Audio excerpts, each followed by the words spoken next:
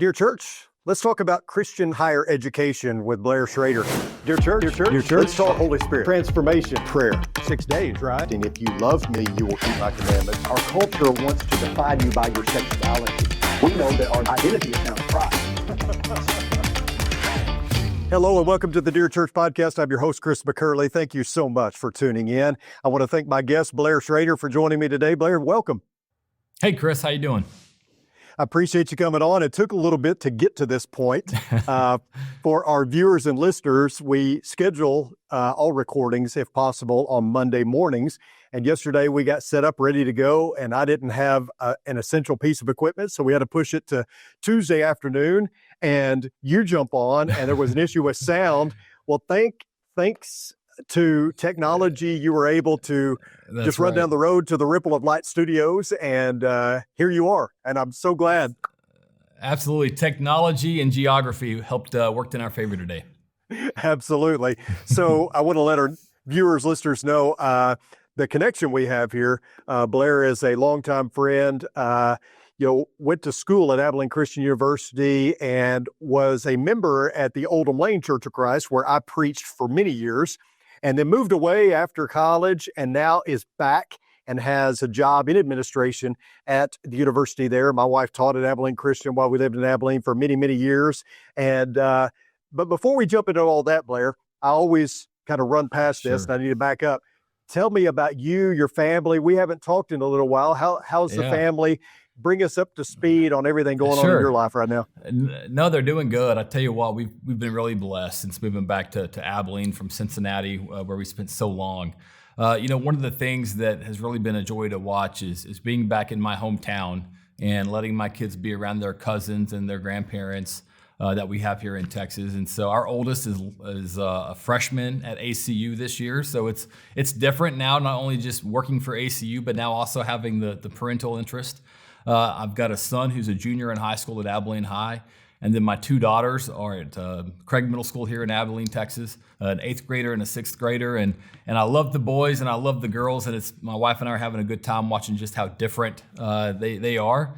My wife is a special education teacher here in Abilene, and it's been good to come back home in so many ways. It's just a home worth coming back to and being a part of the community, serving on our school board, which I know you have a history of that as well. And so family's doing well, and we're really just blessed. Yeah, and I know that you're doing a great work there, and you got your hands in a lot of different things, like you said, school board, and you've always been someone who likes to be involved in the community, and I appreciate that as well. You know, when I mentioned that I was moving to Abilene, I lived in Missouri at the time, and I mentioned I was moving to Abilene, there was this kind of raising of the eyebrows. You're going to Abilene. There was this idea that, churches and, Abilene Christian, they're off kilter spiritually and all this kind of stuff. And I'm like, I don't think I've been there, I've searched it out, and, there's a lot of options there, a lot of churches, and I landed at a great one, and there's other great ones too, but I landed at Oldham Lane, which is a great church, and I ended up making a lot of friends at Abilene Christian, and a lot of the professors there went to church with us at Oldham Lane. My wife taught there for many years in the kinesiology department with great people. Mm-hmm. And so talk a little bit about your role there and how you ended up there. Because I know you to be you're just you were wanting to get home, you were itching to get home. Talk about all that. That's right. Yeah, absolutely. So growing up in the church, my dad is a longtime elder at a congregation here in Abilene, the Woodlawn congregation. And so this was just central to who we were. And so church was a part of our everyday life, as it should be. So growing up, I did end up going to Lipscomb University. So we've got another connection there, and with your wife now being there in Nashville. Mm-hmm. But ultimately, we knew that Texas, Texans are kind of particular. And so we wanted to give back to the great state of Texas, and we wanted to be close to family. And one of the things that really pulled us back was the body of believers. I know that in Abilene, you can find anything that you want, but really that's most any community. And so for us, we wanted to put down roots and have a sense of place in a world where we think we can give back and contribute. And we knew that there were going to be a lot of church options that we could look at. And so doing the professional work that I did, this is really my first time working in higher ed the last 4.5 years at ACU. So my career is really centered around helping organizations and institutions flourish. I worked for Duke Energy there in Cincinnati, Cincinnati Children's Hospital. I've spent some time in public policy and politics. And so really being able to be a part of organizational planning, strategy, execution and implementation, and tying that to business outcomes has really kind of been my niche. And when I came back to Texas, that was something we wanted to be a part of. And so I started working for Budget Committee Chairman Jody Arrington in Congress, spent a fair amount of time doing that. But after a handful of years, I went back to a friend of mine, Dr. Phil Schubert, who's president of ACU, and started saying, hey, I'm ready for my next challenge and give me some advice and some perspective. And he said, well, you need to come work at ACU. Let's figure out a job and figure out what that looks like, because we've got a lot of ways where we think the Lord can use the gifts that I bring to the table. And I'm proud to say over the last 4.5 years, I think it's really been a real meaningful opportunity for me. And I like to think that it's been paying dividends for the university. Yeah, no doubt. You mentioned some guys there that are dear to me. I love Jody Arrington. I love Phil Schubert. I know he's going to watch this, and or he better. And yes, he will. I will make sure to tell this short story. My son was playing baseball at Wiley in those, summer league and all that, little league. And they had a deal where they picked a few young men to play up. So there was about 6 young boys that they said, we're going to let you play up a couple of levels or maybe a level. I don't remember when a team needs somebody. And so Zane got moved up because somebody was gone, and he got moved up to Phil Schubert's team. And I don't know if he'll remember this, but Phil was coaching a team that had a bunch of those kids that won state when they got into high school, Kate Parmalee and, Phil's son. And then they were facing Zach Smith, who pitched at ACU, and at that time was throwing like 80 miles an hour, and my son is up to bat against him. And, he's like this small, and, Zach's a grown man almost, even in Little League. And so Phil calls Zane aside and says, do you know how to bunt? And Zane was like, oh, yeah, I can bunt. It's like that was the best option against this kid throwing BBs. And so I don't know if Phil remembers that, but he bailed my son out, and I appreciate that very much. Good deal. Where he's bailed me out a few times too, so that's good. Yeah. So Blair, talk about when we're looking at higher education and Christian higher education. I've had this discussion with Candace McQueen was on the podcast. She's the new president of Lipscomb, doing a great job. David Shannon and I have had this conversation. Bruce McClarty. Where do you see Christian higher education going in the future? And let me just give you some backfill for that question. Sure. A lot of folks that I've talked to in higher education are saying, we don't have as many kids. The birth rate is lower. We don't have as many kids choosing Christian education. It seems that more and more kids are doing dual credit. They're going to a junior college or community college to get those things knocked out. Maybe the cost is prohibitive in some cases. What are you seeing as far as trends in Christian higher education?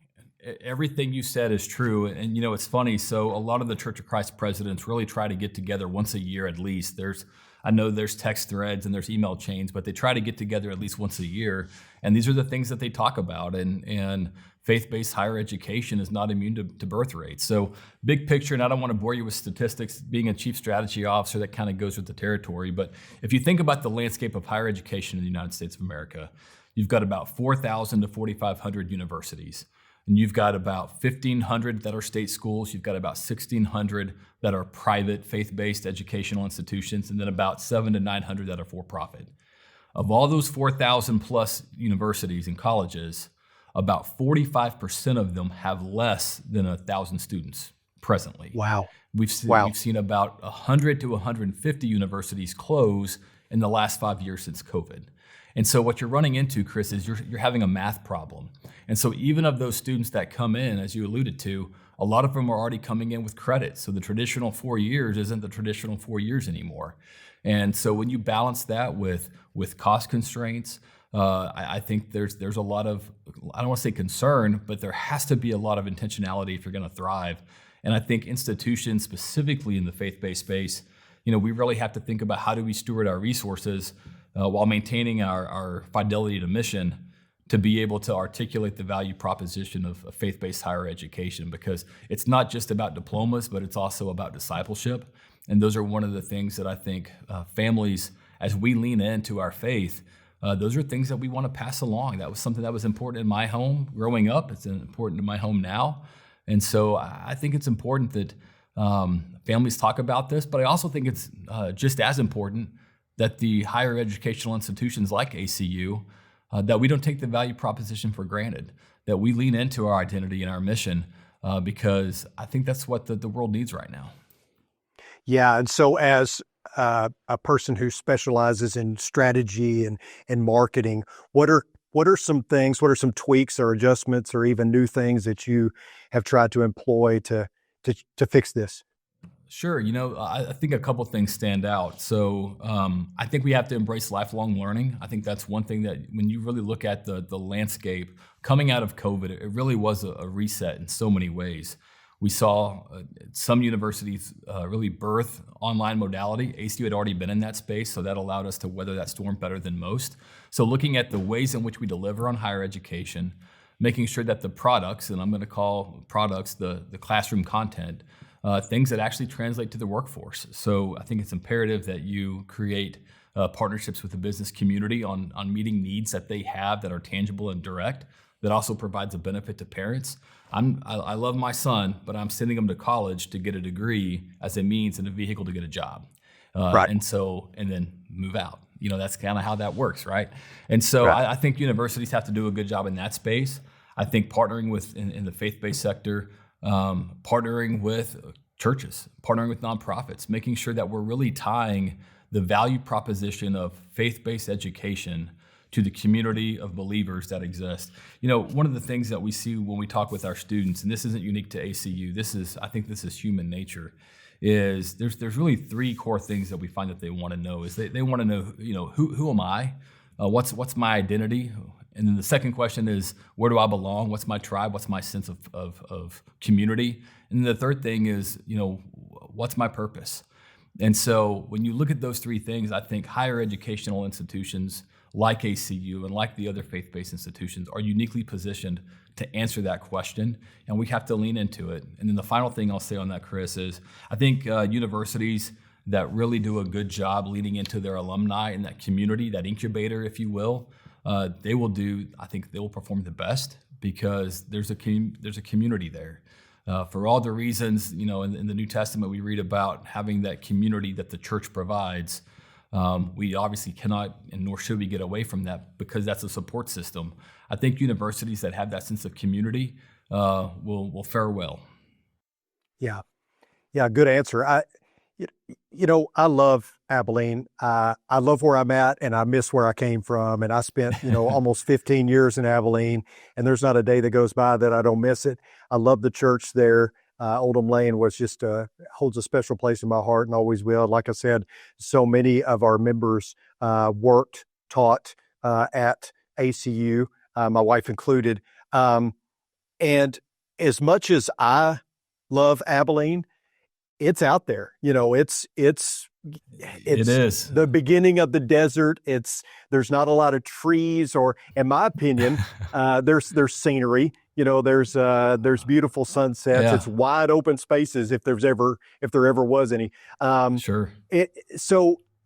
My feeling is, and you correct me if I'm wrong, my feeling is in order to recruit students to Abilene, you got to have a hook. You got to have something, because it's not like Pepperdine where you have the beach and you have, all that. So it seems to me you've got to be really, really, you got to really pinpoint who you are, what you're about, and how to really reach folks to get them to move that direction, to come out there. As a chief strategy officer, what is that like? What does that mean for Abilene? Yeah, no. So a couple of things. So I love it. I think it's, my wife will joke about the drive from Abilene to Lubbock, because we did that a lot with our kids for sports and different things. And I think it's the most beautiful drive in the world. You see everything that you ever want to see. But I know it's not for everybody. One of the things that when people talk about West Texas grid, I say, well, part of why we have what we have in Abilene is because we know nobody's coming to save us. Nobody's just going to pass through on accident. But you're right. And so one of the things at ACU that I think is unique is we do really well if we can get the parents and the students to come take a tour. When we do that, we win. And so part of that is, again, going back to creating that environment. And so we want to remove as many barriers as possible to getting people physically here. And so in a community like Abilene, where you have the developments that we're having with our nuclear lab, with our ACU's partnership with Natura on the next lab that we have, you've got the data center project at Stargate that's getting a lot of national attention, and other data centers that are being built out here. So you have, housing is tight, hotel capacity is tight. And so some of the things that we look at is making sure that there's margin for people to be able to come back to Abilene, to be able to come and get the experience and see firsthand. Because again, whenever you see it, it just hits different. So there's a lot of the demographics that we look at to try to point to that. Another thing that we have to do is we have to really know who our audience is, and we have to make sure that the days of just sending out a postcard in the mail and putting out a billboard, that's not really how you recruit and advertise, or at least effectively. And so there's a lot of specificity that goes into how we're looking at our models. And while earlier I talked about the different challenges with the demographic cliffs and birth rate, I can tell you that on Friday we announced that we had our 8th consecutive year of enrollment growth. We had our highest freshman class ever. And so, I definitely don't want to take for granted that we have it figured out. We'll always take as many students as we can. But we definitely have to be very intentional about who we're trying to reach and embrace that. And so it's important for us to not just get them here, but again, get them here and get them through the pipeline, all the way to a diploma, because that's really the goal of higher education, is to bring them in, but then also equip them. So our mission at ACU is to prepare students for Christian service and leadership throughout the world. And so we don't do that, we don't accomplish that if we don't equip them with the proper foundation to be able to really lean in to what we're trying to provide. Yeah, my oldest daughter, when we were there, went to Wiley, and I will say that of all the schools that she checked into or looked at, ACU was by far the best in recruiting her. And I've talked to Christian college higher ups through the years, and some of them confided in me that for a long time, we just kind of assumed that we would get the preacher's kids or we would get the Church of Christ kids. And, they were talking about how that can't be the assumption anymore, that you really have to work for it. And when I moved to Abilene, I think there were 30 something Churches of Christ just in Abilene. And I felt like ACU did a better job than most of recruiting the kids in their own backyard. Is that a concerted effort? I mean, it seems like it is. It is. And certainly when you can look at birth rates, you can look at alumni populations, and you can see where there's kind of a concerted demographic of people that might be good candidates to come to ACU. And so we definitely try to lean into that, but we also want to grow the map. I think that's part of our calling is, yes, we definitely want to have alums, kids, and people who know ACU, but every year there's so many people that whenever I'm talking with students or talking to people on campus, I always ask them, why ACU? Why did you come here? I think it's important that we know why people come here, because that helps us nourish and feed them. And so for us, we definitely want to be a part of that. And again, I think, Chris, that whenever we look at the broader landscape of higher education, specifically faith-based education, I think it's important that universities not water down the product. And so, there needs to be a difference when you go to a faith-based higher educational institution versus out of a state school. That's important, because otherwise, I think we're missing out on an opportunity that's unique to our calling and to our mission. And that's something that, whether you're at ACU or whether you're looking at another institution within our heritage, that we know who we are, and I think we really try to be very intentional about what that looks like.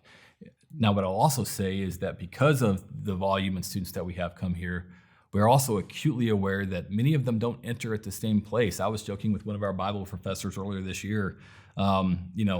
He should, on his first day of class, ask for a show of hands. How many kids know 728B? What song is that? and he said if he was to ask that, that would be a very different answer than it would have been 20 years ago. Mm-hmm. And there's technology, there's all kinds of reasons for that. But the reason I bring that story out is people enter at a different place. And so the conversations for the educational piece, for the ministering piece, we need to meet the students where they are. But I also think part of the evolution of having Christ enter your heart and enter your life is that we don't be content with just that. We want to grow, we want to be nurtured, we want to be developed. And so, that's one of the things for me, taking off my chief strategy officer hat, putting on my hat of a parent. That's what I want, but it's also what I expect when I send my kid to a Christian university. Yeah. Yeah. So Blair, I feel like we're kind of at a crossroads in higher education, not just Christian higher education, but just higher education as a whole. Yeah. I feel like, there's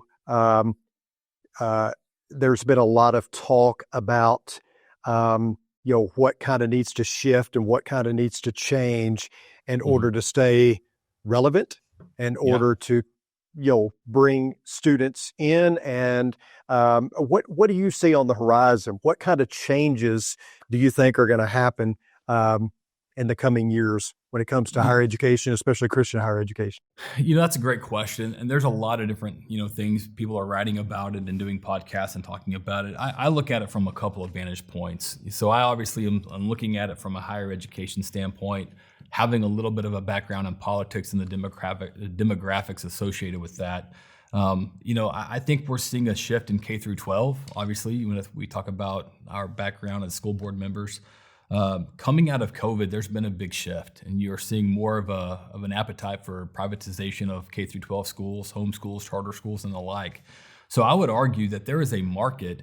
The notion that you've got to go to a public school or a state school, the market is kind of calling foul on that. And so I think that there's going to be an open-mindedness, but I also think that we have to answer the bell on quality. When you look at where jobs are today, certainly there's always going to be a place for higher education. And so we have to do a better job of articulating that. And that goes back to what I said earlier about having partnerships with the workforce. We've got a large hospital up the street. And so part of what we do is we talk about, hey, what do you all need? What do you forecast? We talk with economic developers. What do you need? What do you forecast? We have a very strong online presence. One of the things with our 7,000 plus students that we have here at ACU, we now have more of an online presence in terms of student count than we do residential.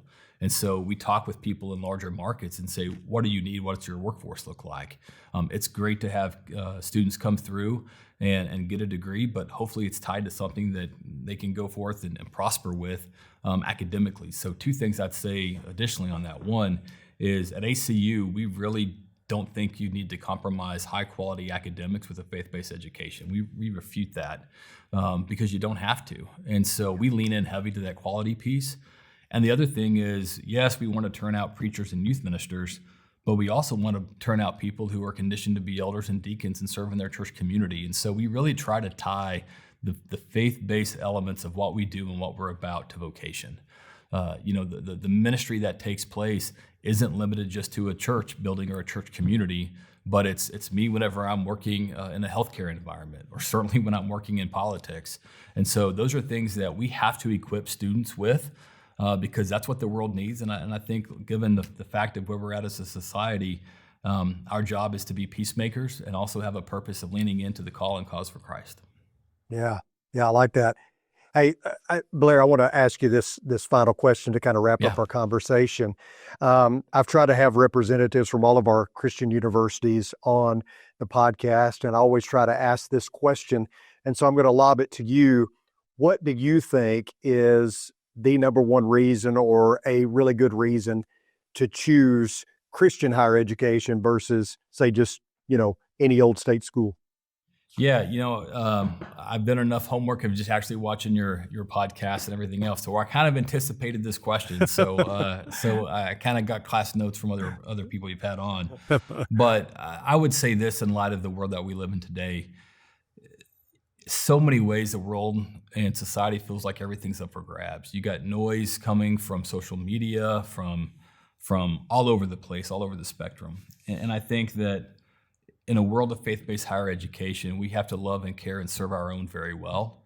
And I think that when you go to a faith-based higher educational institution that leans heavy on the Bible and really leans into the C in their Christian title, the impact is forever.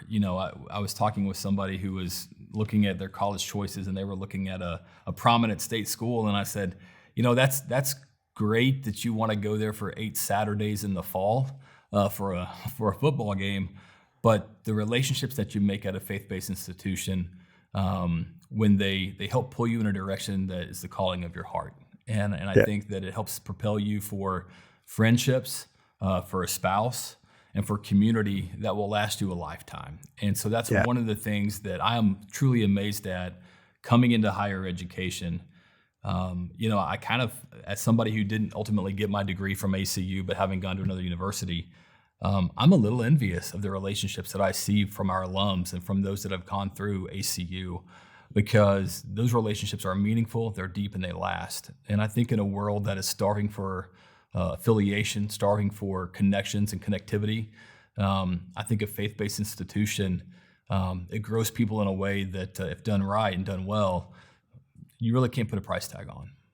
No, that's very true, and I appreciate the way you answered that, and appreciate you taking time to be on the podcast today. And I miss seeing you. I'm glad that you're back in Abilene, and hopefully you can get up to Tennessee sometime and visit us here at Walnut Street, and at least have you on the podcast again at some point. Hey, that sounds good anytime. And, Tennessee is never too far from a Texan. So I appreciate that. So Chris, good seeing you.